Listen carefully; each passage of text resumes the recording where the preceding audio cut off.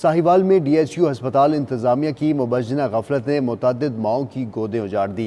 Children ward में AC की बंदिश के बायस मुतअद्दिद नौमौलूद बच्चे जाबहक हो गए। लवाहिकीन के एहतजाज पर इंतजामिया धक्के देकर अस्पताल से बाहर निकाल दिया गया। लवाहिकीन का रोड ब्लॉक करके एहतजाज, वज़ीर आला पंजाब से नोटिस लेने का मुतालबा कर दिया।